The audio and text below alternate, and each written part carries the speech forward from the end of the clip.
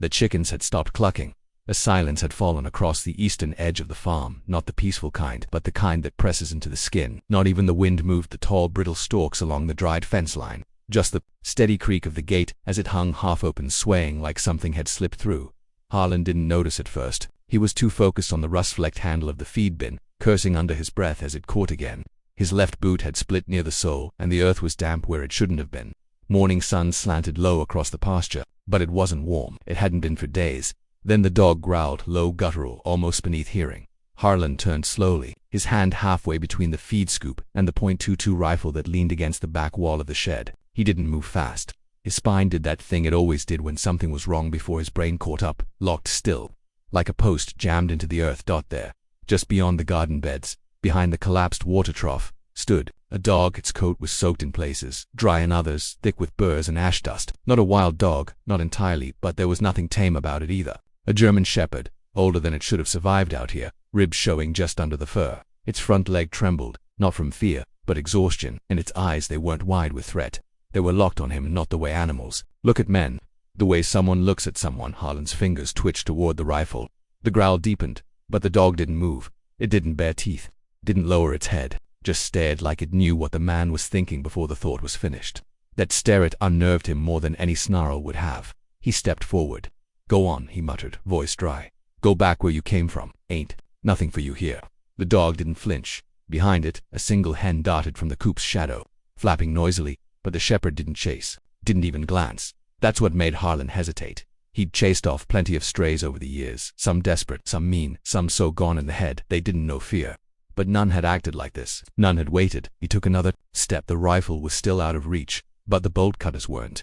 Rusted steel, dulled at the tips. They'd do in a pinch if the dog charged, but the shepherd lowered itself instead, its trembling leg folding underneath with the care of something that had done it too many times. And there, behind it, half covered in weeds and barely upright, was a splintered collar post, nothing else. No leash, no bedding, just a cracked blue tag that flashed once in the light. Harlan blinked. That tag, the shape, the way it caught light, the way painted metal did, not plastic. It was old, and he'd seen it before. No, he knew he'd seen it before. His chest tightened, not with panic, but something worse. That slow creeping feeling when a memory walks backward through your mind, knocking pictures off the wall as it comes.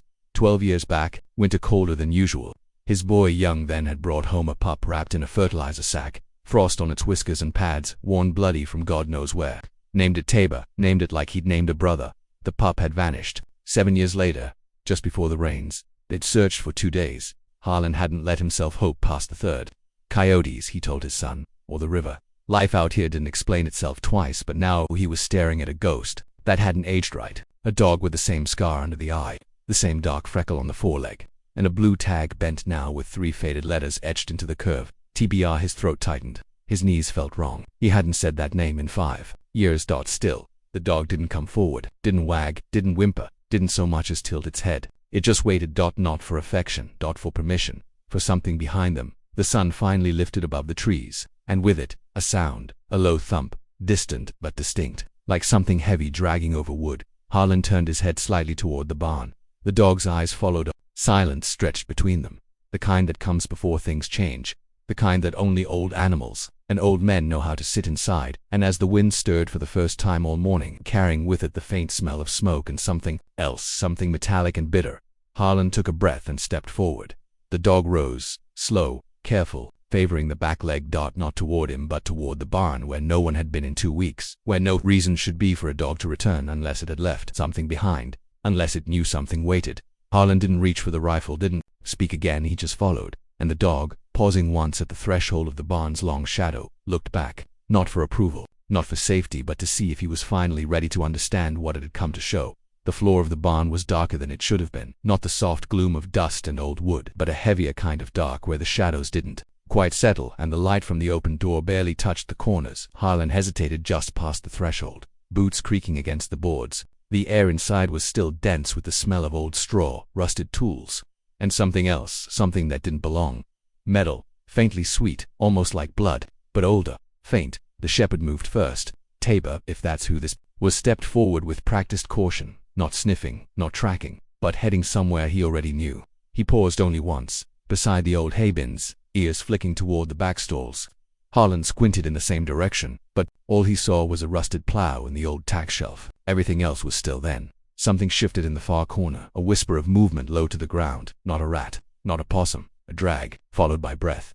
Harlan tensed. The shepherd didn't. He walked on, circled slowly toward the back, where the floor dipped slightly near the broken trough. His nose lowered once, not quite touching the ground. Then he looked up. At the same moment, a shape pulled itself into view, barely. A second dog, smaller, thin as a memory, tucked between 2 feed crates. Its flank rose and fell in slow, shuddering rhythm. A torn rope hung loose around its neck, half frayed, the fibers damp with spit and dirt.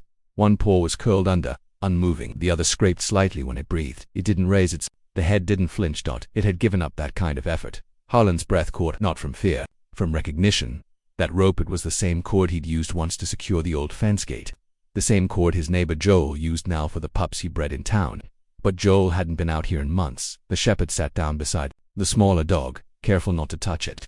He didn't lick, didn't paw, just watched it, patient and alert, like a soldier keeping vigil at a post no one remembered assigning. The smaller dog wheezed once, then stilled. In the quiet, the barn seemed to draw breath again. Something creaked above. The sound of a bird startled from the rafters, but Harlan didn't move. He looked down at the shepherd. "You brought it here," he murmured. The dog blinked once. Not affirmation, not denial, just acknowledgement. A thick silence settled, the kind that demanded something be done, not later, not thoughtfully, but now. Harlan moved toward the crates. The floor gave slightly beneath his weight. He crouched slowly, his knees stiff with years of labor and unforgiveness. The pup didn't react. Its eyes remained half-lidded, its ribs too sharp. It had been carried here. That much was clear. By him. By Tabor. That was the only way it could have reached this place. Across the ravine, under the fencing, through the scorched field and broken pasture. A journey not meant for young legs, and certainly not for a dog that couldn't walk. And suddenly, the shepherd's silence made sense. He hadn't come back to be found. He had come back because he had no choice. Harlan ran a rough hand over his chin. The stubble caught at his fingertips. He hadn't shaved in 2 days, hadn't meant to.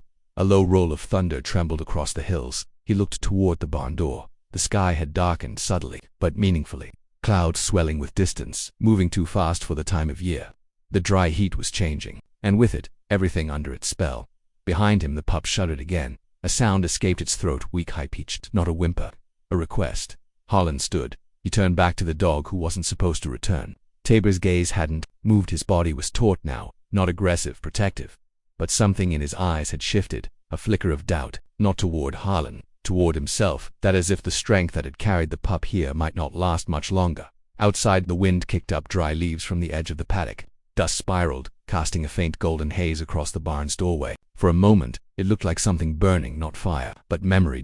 Then it passed. Harlan stepped forward. He knelt between them, not reaching for the injured pup, not yet, but lowering himself to their level, letting the air move around them, letting the decision settle. And then, quietly, the shepherd laid down this time. His muzzle rested lightly across the pup's shoulder. No command, no warning. Just wait. Presence, endurance. And Harlan finally reached out his hand, not to take, but to listen. That's when he saw it tucked under the pup's foreleg, half hidden in matted fur. A folded scrap of paper, wound tightly in a piece of cloth, torn at the edges. Damp, but still legible. He didn't open it, not yet, but everything, the storm, the silence, the journey now pointed toward one simple fact. This wasn't just rescue. This was a message, and someone had gone to great lengths to make sure it was delivered. The barn door creaked wider before he touched it, just a fraction enough to stir the dust from the threshold, enough to send a sliver of sunlight crawling in like it wasn't sure it belonged. The shepherd moved first, not with confidence, but with practiced memory. She didn't sniff or hesitate. She stepped forward like she'd been here before, but not recently, and not under good circumstances. Harlan kept his distance. His boots crunched over the grit and rat droppings that had settled during the long months the place had sat unused. The hayloft above sagged slightly, ropes frayed at the knots. An old bucket rested at an angle near the trough, still stained with the minerals they used back when the calves had trouble feeding. Everything smelled of time and dried wood. Not rot, but not life either. She paused beside the stall that used to hold the injured stock. The wall was still marked with teeth lines from a calf that hadn't made it one spring. The dog's nose twitched, but she didn't enter. Instead, she backed up deliberately and looked at the floorboards near the rear corner of the barn. Harlan followed her gaze. There, just at the seam where light met shadow, was a dark patch in the boards. At first he thought it was old oil. Then he noticed the way it hadn't dried at the edges, and the buzzing faint, but there somewhere nearby, beyond the wall. He bent slowly, knees cracking. The smell reached him now, not fresh, not decayed, either like something caught between stages. A low whine cut through the barn, not from her, from beyond. Harlan looked at her. The shepherd had dropped into a half-crouch, not to hide, not to lunge, but as if something in her body had remembered a command she no longer trusted to obey. She wanted him to see. That much was clear. He stood, careful, and moved around the back of the store. A tarp, blue, warped from sun and mold, was pinned beneath an old sack of lime. With effort, he pulled it aside. Beneath it, in the narrow crawl between the barn and the root cellar wall, something shifted. 2 eyes blinked back at him. A pup, no older than a few weeks, mottled coat, half-starved, curled against an empty paint bucket. It didn't make a sound, didn't rush forward or retreat, just stared. The way animals do when they're past fear and into something else entirely, waiting. The mother didn't move. Not a sound, not a step. She just waited, tense, as if her bones remembered what happened the last time she'd left him hidden like this. Harlan exhaled slowly, the ache in his chest, not from exertion, not quite. He didn't reach in, not yet. He looked at her again. "Where have you been?" he muttered, voice more breath than word. She sat down, finally. Her back leg shook once and then stilled. Her tongue lolled slightly, mouth dry, and for a moment, everything in the barn seemed to settle. The dust stopped rising. The air thickened, soft and still, until the pup made a sound, a short, rasping cough. Harlan blinked. That wasn't just hunger, it was the kind of cough you heard in the winter, when the animals slept too close to the damp walls, when the frost bit just enough to settle in the lungs. Slow, quiet, and cruel. His fingers twitched again. Not toward a weapon, toward memory. He turned on his heel, walked back to the shed, returned minutes later with a blanket and one of the old syringes they'd used on the goats. He hadn't touched this kid in years. The shepherd didn't interfere when he bent down. The pup didn't resist, just let itself be lifted, curled tighter in his palm than any living thing ought to. She stood then, not to follow, but to step between him and the light, casting a long shadow over both. She didn't look at the pup. She looked at Harlan, and he understood. This wasn't a rescue, this was a handoff. She had brought him here to do what she couldn't, what she might not survive long enough to attempt again. Outside, the wind picked up, lifting the hanging wires on the fence line just enough to make them whistle that same hollow tone you heard before storms came in from the hills. When he turned back, the shepherd was limping toward the edge of the pasture, not quickly, but with intent, the same way she had arrived, as though this wasn't her home anymore, as though she'd only returned for one thing. He called out, once, just her name. Quiet, unsure. She paused, looked back, then kept walking, and that's when he noticed something odd in her gait. Not just the limp, something bound near her flank, a torn strip of faded denim, tied in a makeshift knot, stained at the edge, from a shirt he hadn't seen since last spring. The one his son used to wear. The barn door creaked open with a groan that didn't belong to wood alone. It carried something older, heavier. Harlan paused just before the threshold, letting his eyes adjust to the gloom. The air inside was stale and warm, thick with the scent of dry straw, rusted tools, and something else, something faintly sweet and sour, like time left unchecked. The shepherd didn't hesitate. She slipped into the shadow without a sound, her paw pads silent on the packed earth, but her steps careful, deliberate. Harlan watched her weave through the half-collapsed fencing rails and toppled feed bins, pausing once near an overturned wheelbarrow. Her ears twitched toward the far corner, the part of the barn where the rafters still held, where the light from the hole in the roof made a single gold beam across the dirt floor. And that's when he heard it, a click, faint and hollow, like claws on concrete. Not hers, something else. He stepped inside. The temperature dropped by degrees, not from wind, but from memory. It had been his father's barn before him, and before that, a lean-to cattle shelter that hadn't held cattle in decades.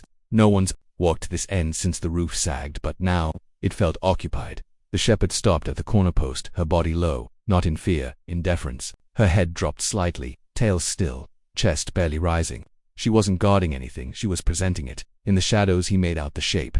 It took a moment for his mind to catch up. A smaller dog, half-curled but alert, one paw extended as if mid-step. Its coat was patchy, not with mange but with sap and burrs, as if it had been pulled through the bramble and didn't resist. Its eyes blinked slowly at him. Young, maybe 6 months. But it wasn't the pup that stole his breath. It was what the pup was lying on. An old feed blanket, blue and gray, with stitched corners he remembered from nearly a decade ago. The same one his boy used to wrap Tabor in when storms came. We hadn't seen that blanket since the day they burned the last of the calf pens out back. How had it gotten here? The pup shifted, and something clinked faintly beneath it, a loop of metal. He crouched, not daring to get closer yet. The shepherd didn't stop him. Her eyes stayed on the pup. There was no blood, no visible wounds, but the tension in the pup's belly was unmistakable. Shallow breath, ribs lifting too fast, tail twitching once, then going still. A scent lingered now that he couldn't ignore, engine oil, mixed with heat. Not from this barn. From outside he looked at the dog. She was watching the door, and outside, Somewhere just beyond the field, an engine coughed to life. Not a tractor, too smooth. A truck, idling low. Then birds startled in the distance. Not a flock, just a scatter. As if something had walked through a hedgerow where no man should have been. Harlan's jaw tightened. He rose slowly, but not without stiffness. The shepherd stepped back just enough to let him pass. He moved toward the door again, careful to stay in the shadow line, his boots quiet. The road was empty, but tire marks fresh, deeply scored into the mud, arced down from the slope near the broken fence. They hadn't been there yesterday. And there, at the edge of the grass, a smudge of rust-colored wool, sheep's wool, torn. But Harlan didn't keep sheep. He followed the trail with his eyes. It disappeared into the thicker underbrush, and just before the next bend, a fragment of tarp flapped lazily from a thorn bush. He exhaled through his nose, a sound like something old escaping. Someone had been here, and they'd left fast, but not before something or someone followed them back. When he turned, the shepherd was sitting at the doorway. Her gaze met his again, calm but unreadable, not demanding, waiting. Behind her, the pup let out a short breath, not a whimper, but the kind of sound that comes after a body has stopped bracing for pain. And somewhere, deep in the grass beyond the barn, the wind moved again, but not across the whole field, just in one direction. A tunnel of movement that made the trees to the east stiffen. Not a breeze, a presence. Harlan didn't know what kind of trouble he'd stepped into, but he no longer doubted who had led him here, or why. The dog hadn't returned because she needed something. She'd returned because she remembered something. And whatever had followed her, whatever she had taken, it wasn't finished. He stepped back into the barn, gently shutting the door until it latched with a soft click. Inside, the light was shifting now, dimming as if the world outside was holding its breath. And as the shepherd settled beside the pup, laying her head between her paws, Harlan did something he hadn't done in years. He reached out, slow, weathered, hand brushing the old blanket, and waited, too. The light inside the barn had grown thin, the kind that makes dust hang like old breath between beams. The shepherd shifted once beside the pup, her body curled just enough to shelter but not smother. Her eyes had closed, but her ears remained alert, twitching slightly with every soft groan of the settling structure. Harlan stood near the wall, hat in hand, staring at the shapes they made, the old, the new, the near lost. A scent of cedar and old hay drifted from the rafters. The wind outside had stilled completely, as if the air was waiting. He bent down, quietly now, knees cracking without shame, and placed the metal water bowl at arm's length from the blanket. It had been his son's idea, once water first, not food. Trust wasn't built on meat, it was built on patience. He didn't touch the pup, didn't try to coax, he just waited, hands on his thighs, breath shallow. The pup didn't move, but its ear flicked toward the sound of the bowl. A good sign. Not submission, but recognition, a signal that it still measured the world instead of surrendering to it.